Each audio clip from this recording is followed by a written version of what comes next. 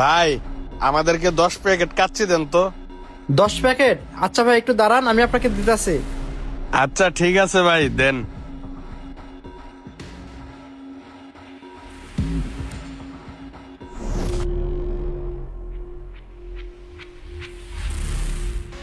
ভাই আপনারা একটু দাঁড়ান, আমি এখনই আসতেছি। আরে ভাই, কোথায় যাচ্ছেন? আরে ভাই আপনারা একটু ওয়েট করেন, আমি এখনই আসতেছি। বুঝলাম না আশিক, কাস্টমার আগে কোথায় গেল? ভাই বাদ দেন এসব কথা, চলেন আমরা অন্য দোকান থেকে নেই। ঠিকই বলছো, সেসব দোকান থেকে না নেওয়াটাই ভালো হইব। কাস্টমারদের মূল্যায়নই করে না। চল। এই ভাই দাঁড়ান। এই ভাই আপনারা কই যেতেছেন? কাচ্চি নেবেন না? ভাই আপনারা আমাকে 10টা মিনিট সময় দেন, আমি 10 মিনিটের মধ্যে আপনাদের সব কাচ্চি প্যাকেট করে দিতেছি।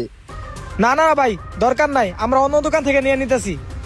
আরে ভাই যাইন না, আমি আপনাকে 10 মিনিটের মধ্যে প্যাক করে দিতেছি। আর আপনারা এইভাবে কথা বলতেছেন কেন? এইভাবে বলবো না তো কিভাবে বলবো ভাই? সকাল সকাল আসছিলাম, আপনার বোনের সময় 10 প্যাকেট কাচ্চি অর্ডার করলাম, কিন্তু আপনি কি করলেন? আমাদের না দিয়ে কই দৌড় দিয়ে চলে গেলেন।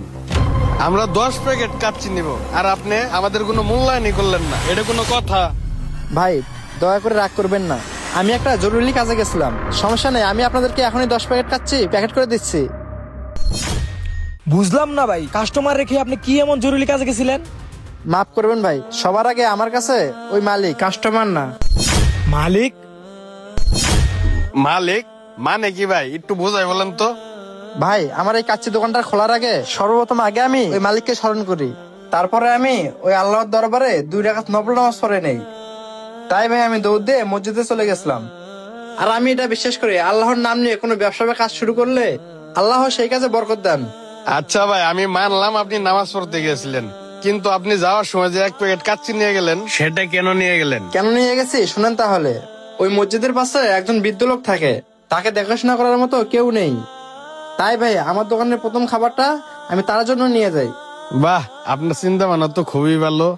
আর যে আল্লাহর নামে প্রথম কাজ শুরু করে, সে নিঃসন্দেহে ভালো লোক।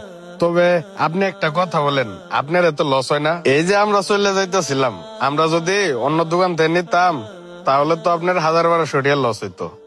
হ্যাঁ ভাই বুঝলাম লস হইতো, কিন্তু আপনারা তো চলে যান নাই, আপনারা তো আছেন এখনো।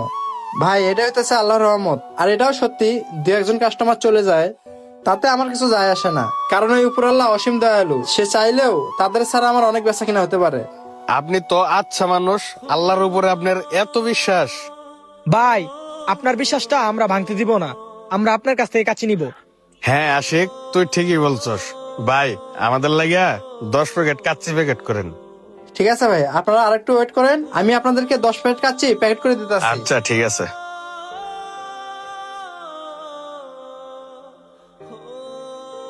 বন্ধুরা, জীবনে চলতে গেলে দুঃখ কষ্ট সবই আসবে, কিন্তু আল্লাহর উপর ভরসা রাখলে আল্লাহ আমাদের সকল দুঃখ কষ্ট দূর করে দিবেন। আর রিজিকের মালিক তো ওই মহান আল্লাহ। আপনি আল্লাহকে খুশি রাখবেন, আল্লাহ আপনাকে খুশি রাখবেন। তো বন্ধুরা, আমাদের ভিডিওটি ভালো লাগলে অবশ্যই লাইক কমেন্ট শেয়ার করতে ভুলবেন না। ধন্যবাদ সকলকে।